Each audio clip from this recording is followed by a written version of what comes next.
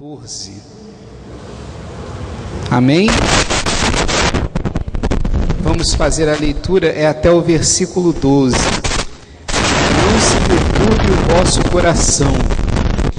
Credes em Deus, crede também em mim.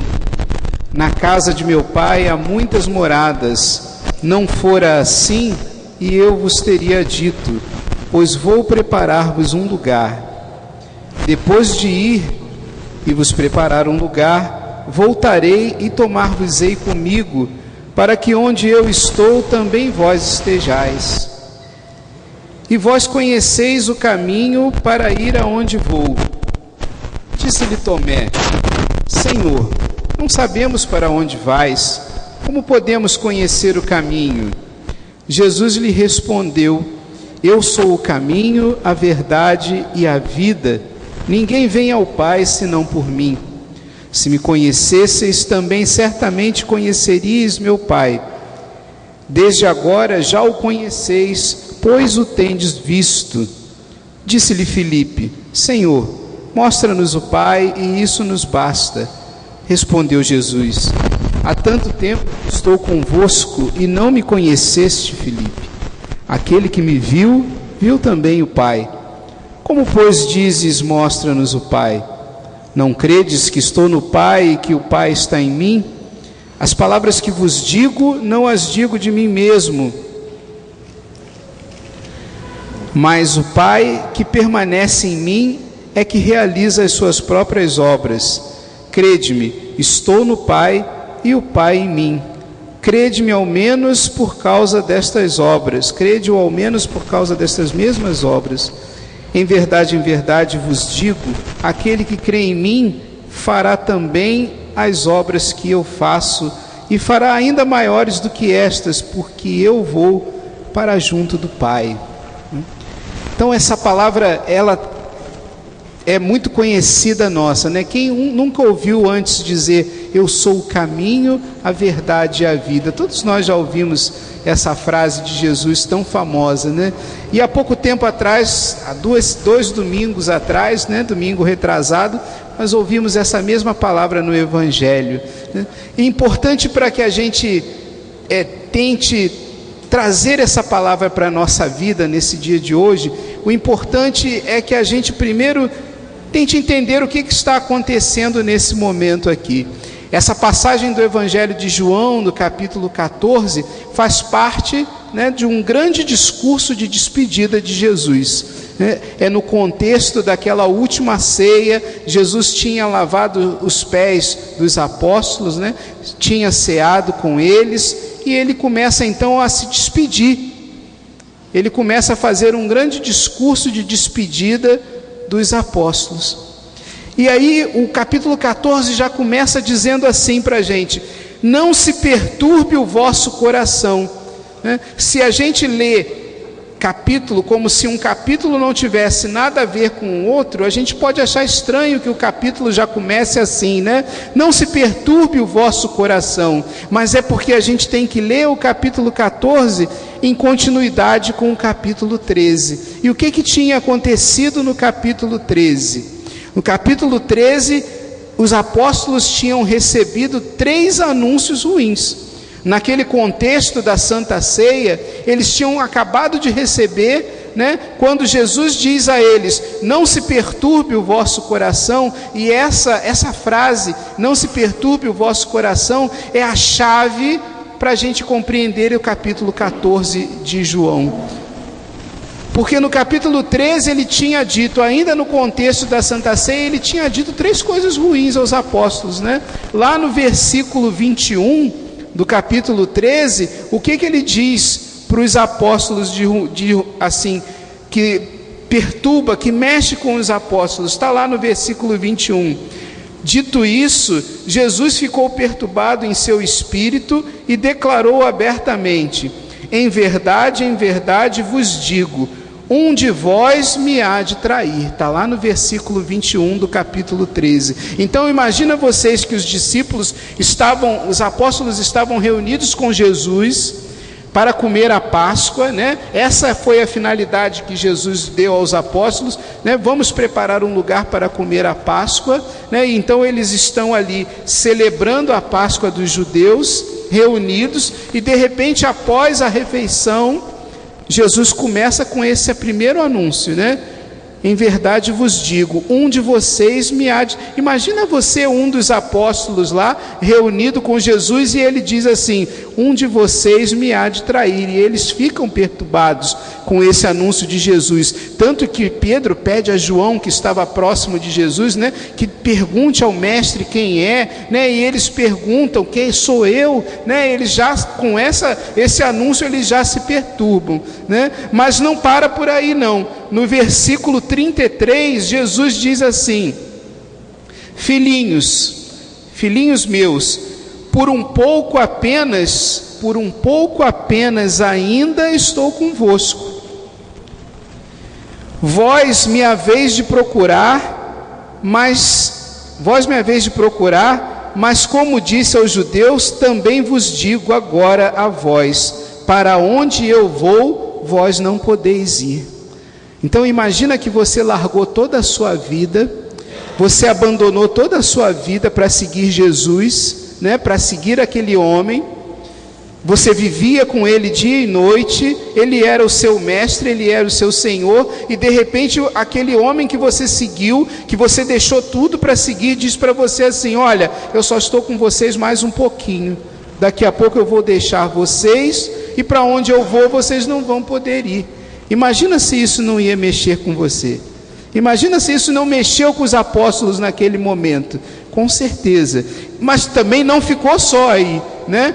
Pedro, um dos mais fervorosos discípulos de Jesus, né? Aquele que estava ali sempre com Jesus, aquele espírito de Pedro, né? Aquele espírito animado, aguerrido, fervoroso, né? Vira para Jesus: mas Jesus, por que eu não vou poder ir, né? Eu vou dar a minha vida por você se for preciso, por que eu não vou poder ir onde você vai? E aí Jesus diz lá no versículo 38, Jesus diz, né? Darás a tua vida por mim.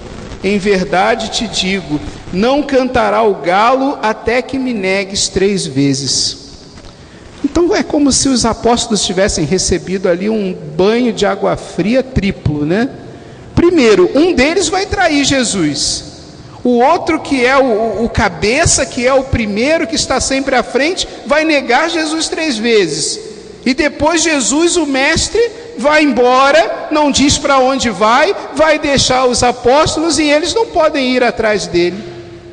É por isso que no capítulo 14, Jesus então começa a confortar, começa a consolar o coração dos apóstolos. Mas diante de todas essas notícias ruins que ele acabou de dar, mesmo diante de tanta coisa ruim que ele acabou de dizer, ele fala assim: não se perturbe o vosso coração. Com certeza naquele momento já estava um alvoroço, né, entre eles ali, mas Jesus vem justamente, a partir do 14, ele vem justamente tranquilizar os apóstolos. Não se perturbe o vosso coração, apesar de tudo isso que eu acabei de dizer, crede em Deus. Apesar de tudo isso, crede em Deus, crede também em mim. Então o versículo 14 é o capítulo 14 é uma exortação de Jesus, é um chamado de Jesus. Jesus exorta os seus apóstolos a manterem a fé em Deus, a manterem em Deus uma fé confiante, mesmo diante de toda a adversidade. É uma grande exortação. Olha, mesmo diante de tudo que eu acabei de dizer, mesmo diante do anúncio da minha morte, mesmo diante do anúncio da minha partida, da negação de Pedro, da traição de Judas, mesmo diante de toda essa situação que pode estar parecendo para vocês caótica, não se perturbe o vosso coração. Tendes fé em Deus, tendes fé também em mim.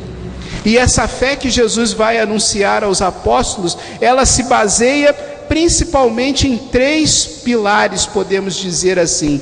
Primeiro, Jesus, ele vai dizer no versículo 2 aqui, é um dos argumentos que Jesus utiliza para que eles mantenham a fé confiante nele. Ele diz assim: na casa de meu pai há muitas moradas.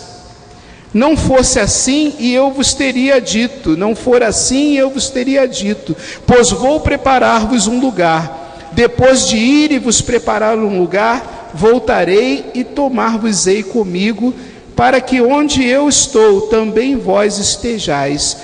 Então, Jesus quer dizer com isso para os apóstolos, de que Ele é, a partida dele, quer consolar o coração dos apóstolos, dizendo que a partida dele, o afastamento dele, a ida dele, na verdade é boa para os apóstolos, porque Jesus vai, mas vai com que finalidade? Para preparar-vos um lugar.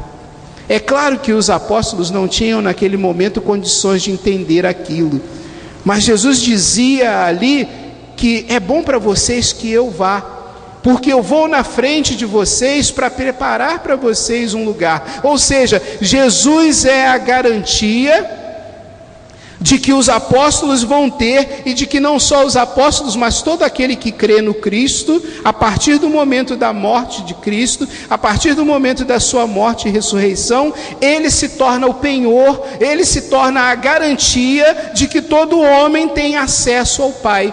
É isso que ele quer dizer quando ele diz: eu vou preparar um lugar para vocês, Eu vou na casa do meu pai. Não se preocupe, vocês estão preocupados porque eu vou e vocês não podem ir, mas não se preocupem, eu só estou indo na frente, porque na casa do meu pai há muitas moradas, e eu vou para justamente preparar um lugar para vocês. Eu vou restituir o acesso ao Pai que pelo pecado o homem havia perdido. Esse é o lugar que ele vai preparar. Jesus é a garantia do nosso acesso ao Pai. Ele é a garantia da nossa morada definitiva junto ao Pai. Essa é a morada que ele vai preparar para nós, a nossa morada definitiva. Então ele é como se ele dissesse aos apóstolos, mas eles não podiam compreender naquele momento: olha, eu vou para restabelecer para vocês a garantia de que vocês vão poder voltar para junto de Deus, para junto do Pai.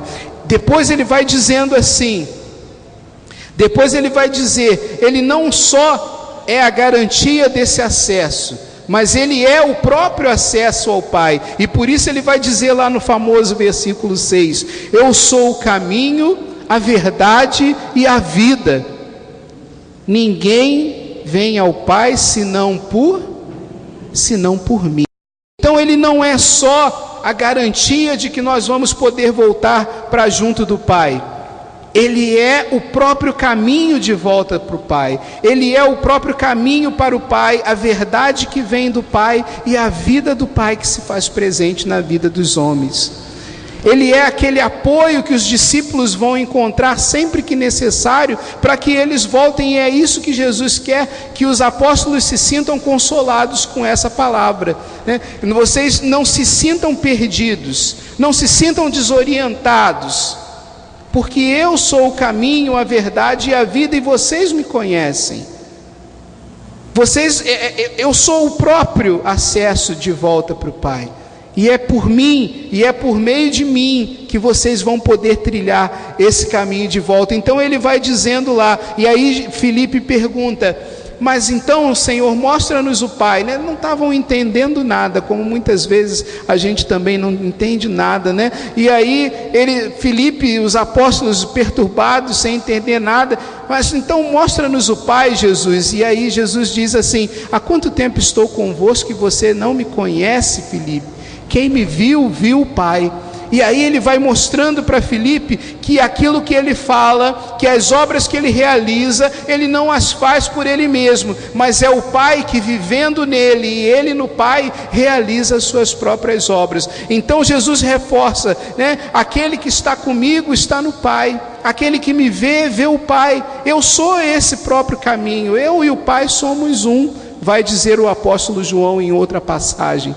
Então não há que procurar outro caminho fora de Cristo, não há que procurar outro sentido, não há que procurar outra direção fora de Cristo, não há que buscar outra vida ou outra verdade fora daquela que Cristo nos apresenta. E o terceiro argumento que Jesus utiliza para tranquilizar o coração dos apóstolos, mas que não é nosso assunto aqui hoje, é precisamente a promessa do Espírito Santo, né? Jesus diz aqui: eu vou, mas eu volto a vós, né? Vou, mas voltarei a vós. Ele diz lá no versículo 3, né? Voltarei e tomar-vos-ei comigo, para que onde eu estou também vós estejais. E mais adiante, no capítulo 14, no evangelho que nós vimos ontem, ele vai dizer: eu vou, mas vocês não vão ficar sozinhos, porque eu vou deixar o Espírito Santo, não é isso? Eu vou deixar um outro defensor, eu vou deixar um outro paráclito que permanecerá convosco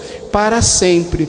Então todo o capítulo 14 a gente pode ver todo ele nessa chave. Jesus tenta tranquilizar os discípulos, tenta tranquilizar os seus apóstolos para que eles percebam que eles não estarão sozinhos nas estradas da vida, de que a partida de Jesus será boa para eles, porque eles não estarão sós, porque, e agora, o que a gente vai fazer, né? Talvez a primeira pergunta provavelmente que os apóstolos tenham se feito naquele momento é: mas se Jesus se vai, o que faremos nós, né? O que nós vamos fazer agora sem o Mestre? E ele vai dizer: aquele que crê em mim fará também as obras que eu faço, né? Não se preocupem com o que vocês vão falar, com o que vocês vão dizer, com o que vocês vão ensinar, com o que vocês vão fazer, porque se vocês crerem em mim, farão também as obras que eu faço. Então todo o capítulo 14 de João deve ser percebido nesse grande chamado que Jesus faz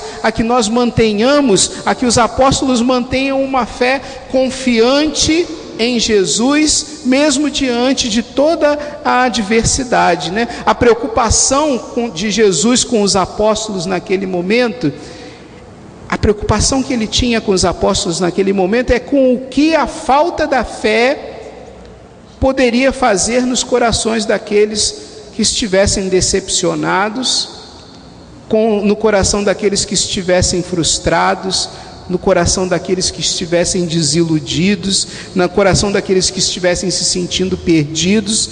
Essa era a preocupação de Jesus com os apóstolos naquele momento, mas essa é também a preocupação de Jesus conosco hoje. Por isso essa palavra de João é um grande chamado a que nós não percamos a nossa fé diante dos anúncios ruins que nós recebemos na nossa vida. Esse capítulo 14 de João é um grande chamado à fé, à esperança, a mantermos uma fé confiante em Deus, em Jesus Cristo, diante das situações negativas da nossa vida. Quando nós recebemos um anúncio ruim na nossa vida, não percamos a esperança. Quando nós recebermos na nossa vida aquele anúncio de uma doença, quando você abrir aquele exame e ver que o resultado foi ruim, não perca a sua esperança. Quando você não receber aquela promoção que você esperava no seu trabalho, quando as coisas na sua vida parecem que não estiverem dando certo, não estão caminhando como você planejou, não estão caminhando como você gostaria, não perca a esperança. Quando você receber o anúncio, né, a notícia da morte de uma pessoa querida, não perca a esperança. Não é à toa. Quem aqui já participou de uma celebração de Ezequias? Ezequias é aquela celebração que se faz diante do defunto, né, no velório. Quem aqui já participou de uma celebração de Ezequias? Quem já participou sabe que justamente qual é o evangelho que se lê. Geralmente, qual o evangelho que se lê nas Ezequias? Evangelho de João 14, não é isso? Por quê? É justamente esse trecho. Por quê? Porque esse trecho vem nos chamar a não perdermos a nossa esperança, mesmo diante da maior adversidade da nossa vida. Esse evangelho de João vem nos trazer um consolo quando ele nos diz: olha, eu vou, mas eu vou preparar para vocês um lugar. E vocês não estarão sozinhos. Aonde eu estou, vocês também estarão. Jesus garante isso aos apóstolos e garante isso para cada um de nós. Eu vou para preparar para vocês um lugar. Eu vou para que aquele que vive segundo a fé em mim tenha um acesso junto ao Pai, tenha uma morada junto ao Pai. Por isso se lê na celebração das exéquias, para que a família daquele que parte tenha a esperança, tenha uma fé confiante de que mesmo diante de uma notícia ruim, de um falecimento, de uma doença, de um desemprego, mesmo diante da pior notícia da sua vida, você mantenha uma fé confiante em Jesus. Mantenha uma fé confiante em Deus, porque Ele é caminho, verdade e vida. Com uma fé, pela fé em Jesus, é por essa fé confiante que todas as coisas, e aí vocês vão poder confirmar o que eu estou dizendo, porque eu tenho certeza que essa aqui é uma assembleia de homens e mulheres de fé. A pessoa que tem fé encontra ou não um sentido para todas as coisas que acontecem na sua vida. Não é verdade isso? Pode acontecer o que for na sua vida, mas se você tem fé, você consegue enxergar o sentido daquela adversidade na sua vida. Meu irmão, minha irmã, é isso que Jesus nos chama nesse evangelho. Se você crer em mim, não se perturbe o vosso coração. Credes em Deus, crede também em mim, porque a fé que você tiver em mim vai te dar um sentido para todas as coisas na sua vida, para toda a adversidade que se abater na sua vida, seja diante de uma notícia de doença em você ou alguém que você ama, seja diante de uma notícia de desemprego, seja diante de uma notícia de divórcio, de relacionamentos desfeitos, seja diante da notícia de que o seu filho está nas drogas, de que seu marido está no vício, de que você está doente e a doença é grave, seja qual for a adversidade, se você tiver fé em Cristo, você encontrará um sentido para todas as coisas na sua vida. Por quê? Porque o sentido da nossa vida não está apenas aqui, mas o sentido da nossa vida deve ser encontrado em algo além do que nós esperamos para essa vida, e é esse sentido que Jesus vem colocar para nós, é isso que Ele vem nos chamar nessa noite, é a esse recobrar uma fé confiante em Cristo que Ele quer nos chamar nessa noite. Eu não sei qual é a situação que pode estar perturbando você, eu não sei qual é a situação na sua vida que pode estar perturbando o seu coração, que pode estar tirando o seu sono, tirando a sua tranquilidade, que está tirando a sua paz, mas Deus sabe e Nossa Senhora está intercedendo por você nesse momento.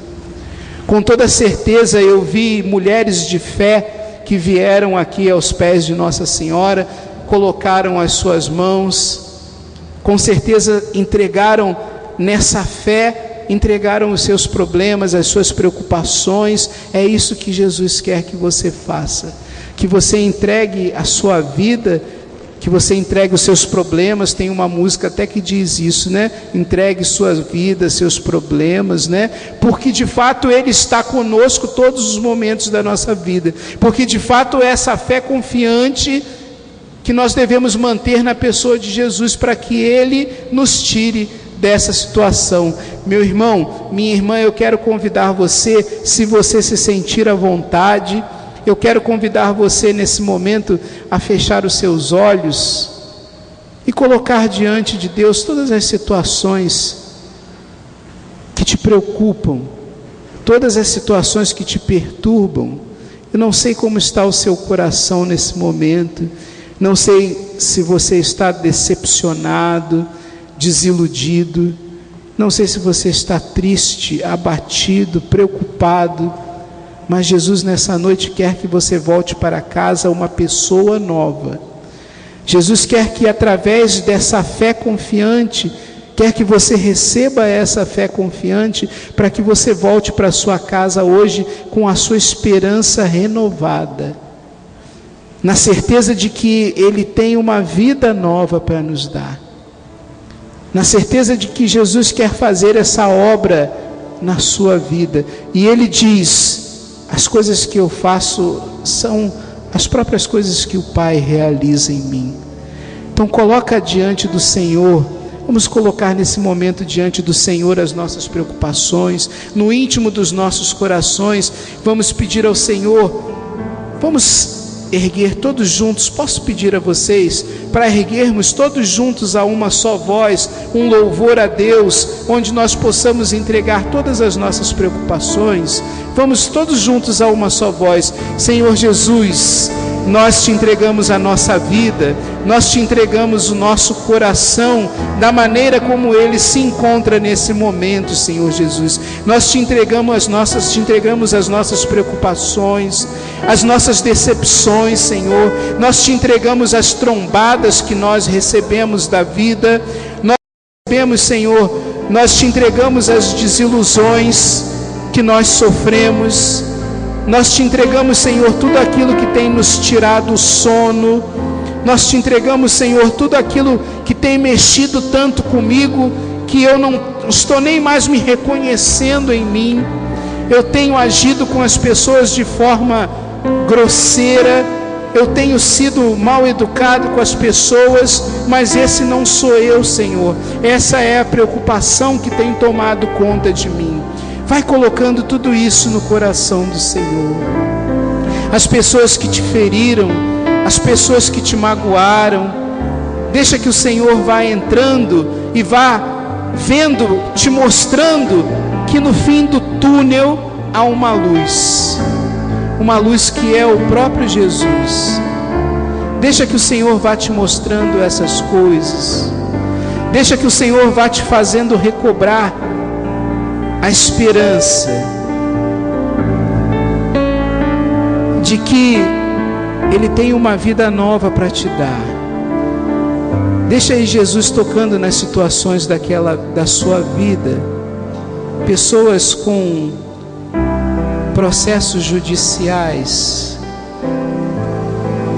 Você nunca esperava que aquela pessoa fosse colocar você na justiça, ou que você tivesse que colocar aquela pessoa na justiça.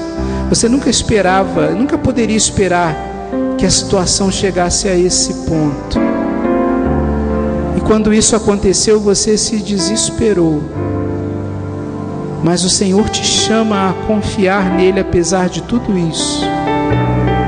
Você que nunca poderia esperar uma traição do seu marido, nunca poderia esperar que ele fizesse isso. Mas o Senhor vai te mostrando, vai te chamando a ter confiança. Pessoas que te enganaram, pessoas que te feriram, pessoas que você ainda não conseguiu perdoar, situações que estão ferindo a sua vida, que estão ferindo o seu coração, que tem te deixado abatido, decepcionado, a ponto de você pensou até mesmo, e o Senhor coloca no meu coração que você pensou até mesmo em deixar a sua fé. Você que diante de uma situação de desespero, você procurou respostas em outros lugares. Você procurou respostas fora de Jesus, porque parecia que diante das suas orações, parecia que Jesus não te respondia. Deus não está ouvindo as minhas preces. E você foi buscar resposta para os seus problemas em outros lugares, em outros caminhos, em outras pseudo-verdades, em outras falsas verdades. Mas Jesus te diz, minha irmã, que Ele é o caminho, é Ele a verdade, é Ele a vida. Não há sentido para a vida, não há verdade, não há verdadeira vida fora de Jesus. Jesus nos chama hoje, nessa noite, a ver que mesmo diante, pela fé, mesmo diante da morte, os apóstolos não viram, não podiam ver isso naquele momento, que mesmo diante da morte, pela fé, nós podemos vislumbrar que até mesmo a morte é o ponto de partida, é o ponto a partir do qual brilha a glória de Deus. Todos que passavam diante de Jesus na cruz, zombavam, escarneciam, mas só Deus sabia que diante do seu filho ali esmagado, diante do seu filho entregue na cruz, justamente aquela entrega, justamente aquela situação que aos olhos dos homens era digna de escárnio, era digna de derrota, de humilhação, só Deus sabia naquele momento que era justamente ali que brilhava a glória de Deus. Justamente Deus sabia que diante daquela situação, que para os homens era de total derrota, para Deus era o início da sua glória. É isso que Deus quer fazer na sua vida, meu irmão.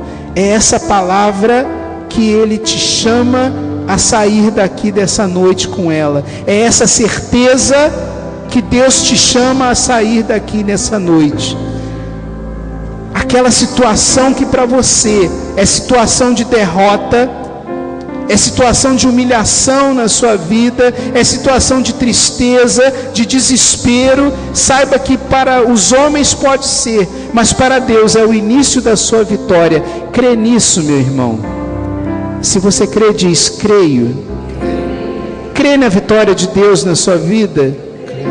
Tem esperança nesse Senhor Jesus? Não se perturbe o vosso coração. Crede em Deus, crede também em mim. Vou pedir, não sei se o Ministério de Música pode cantar. Queria cantar Noites Traiçoeiras, pode ser?